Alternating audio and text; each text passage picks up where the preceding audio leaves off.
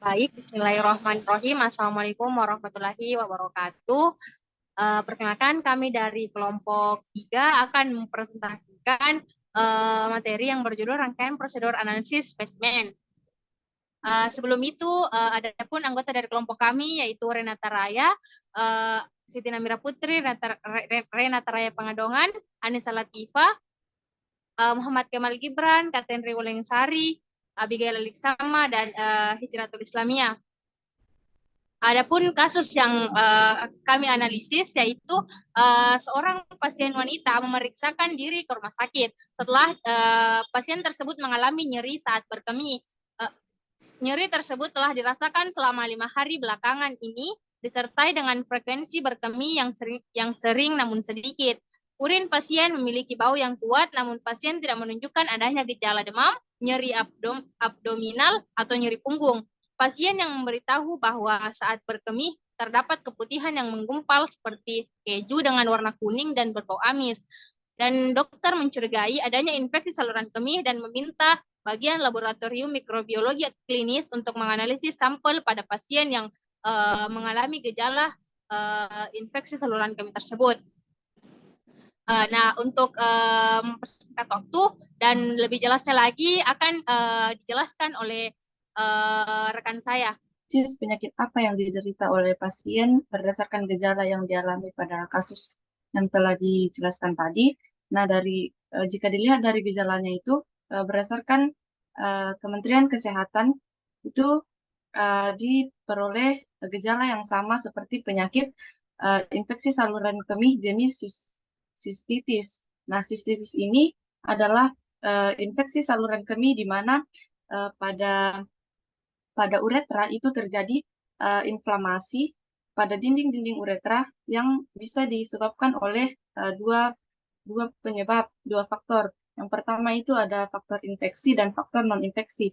Jika faktor infeksi itu umumnya disebabkan oleh bakteri E. coli, karena bakteri E. coli ini seperti kita ketahui banyak terkandung di dalam organ pencernaan manusia, dan saat E. coli ini berada di dalam usus, dia tidak berbahaya, namun saat berada di luar dari tubuh itu dapat menginfeksi. Dan umumnya ini E. coli itu dapat masuk ke dalam saluran uretra atau saluran kemih, dan lebih besar resikonya terjadi pada wanita. Hal ini disebabkan karena uretra dari wanita itu panjangnya lebih pendek dibandingkan pria, di mana wanita itu hanya berkisar sekitar 4 cm, sehingga sangat rawan terjadi infeksi saluran kemih. Kemudian kalau faktor non-infeksi itu dapat disebabkan oleh faktor lain seperti penggunaan obat-obatan, kemoterapi, radioterapi, faktor hubungan seks, dan sebagainya. Adapun gejala yang diperoleh yaitu adanya sensasi terbakar dan menyengat atau sakit saat buang air kecil, keinginan untuk buang air kecil terus-menerus, kelelahan dan nyeri otot, sering buang air kecil tetapi dengan volume yang sedikit, rasa sakit dan tekanan di bagian perut bagian bawah, urin berwarna gelap dan keruh serta baunya menyengat, dan mengalami kram punggung atau perut. Nah, dari gejala ini diperoleh hasil yang sama seperti pada kasus yang dijelaskan tadi. Baik, demikian dari saya kembalikan kepada moderator. Baik, pemateri selanjutnya akan dilanjutkan oleh pemateri selanjutnya.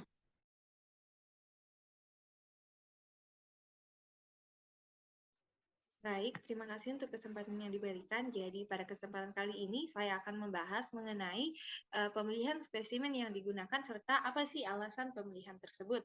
Nah, jadi pemilihan spesimen yang digunakan itu urin porsi tengah, di mana bahan untuk pemeriksaan itu digunakan urin dengan urin segar dan sebaiknya diambil pada pagi hari. Nah, perlu diketahui bahwa bahan urin itu dapat diambil melalui 3 cara. Yang pertama ialah cara fungsi suprapubik, yang kedua kateterisasi, dan yang ketiga ialah urin porsi tengah. Nah, bahan urin yang paling mudah untuk diperoleh ialah urin porsi tengah, dan kemudian pengambilannya itu ditampung dalam wadah bermulut lebar dan steril. Nah, ketepatan diagnosis ISK ini dapat dilakukan dengan cara menurunkan kontaminasi bakteri ketika sampel urin diambil. Nah, hal ini juga sejalan dengan alasan penggunaannya. Nah, pada pengambilan urin porsi tengah diambil urin 10 ml pertama karena spesimen urin 10 ml pertama atau urin porsi tengah itu mempresentasikan kandung kemih dan spesimen ini adalah spesimen yang biasanya diambil untuk pemeriksaan. Mungkin sekian dari saya berikan kepada pemateri selanjutnya. Baik, terima kasih atas kesempatannya. Di sini saya akan menjelaskan tentang mekanisme pengambilan urin untuk porsi tengahnya. Pada pria dan wanita memiliki mekanisme pengambilan urin yang berbeda. Untuk pria yang tidak disirkumsisi kulit penutup kelaminnya, kelaminnya itu harus ditarik terlebih dahulu ke belakang lalu dibersihkan dengan sabun. Kemudian setelah itu kita bersihkan dengan air sebelum dilakukan pengambilan sampel. Gunanya untuk menghindari kontaminasi bakteri pada sampel urin. Kemudian sampel ini diambil sebanyak 10 ml yang akan menggambarkan dari keadaan uretranya. Kemudian untuk pada wanita juga diinstruksikan untuk memisahkan labia, kemudian mencuci dan membersihkan air uretra dengan cara yang lembab. Namun tidak di tidak diwajibkan menggunakan antiseptik. Kemudian setelah itu semua bagian bersih kemudian dapat dilakukan pengambilan spesimen. Mungkin itu yang dapat saya sampaikan. Saya kembalikan kepada moderator. Baik, penjelasan selanjutnya akan dilanjutkan oleh materi berikutnya. Baik, terima kasih. Adapun teknik analisisnya yaitu teknik urinalisis, yaitu identifikasi urin secara makroskopik, mikroskopis, dan analisis kimiawi atau dipstik.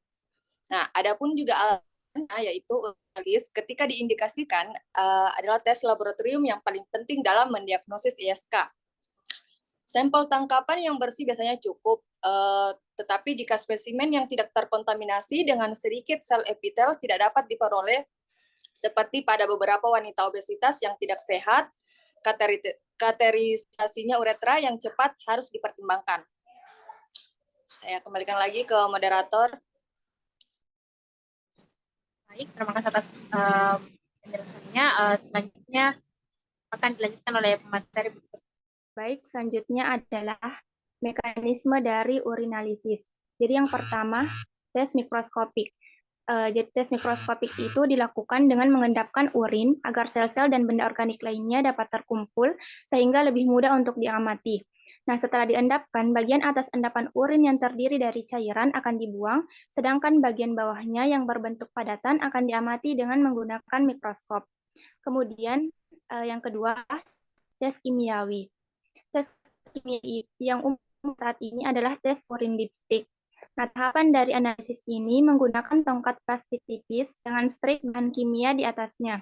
Strip kimia akan ditempatkan pada urin untuk mendeteksi kondisi medis tertentu.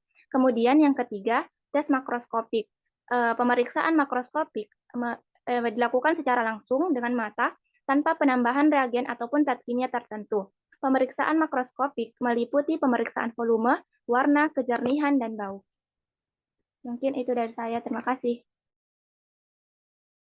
Baik, penjelasan selanjutnya diserahkan kepada pemateri berikutnya.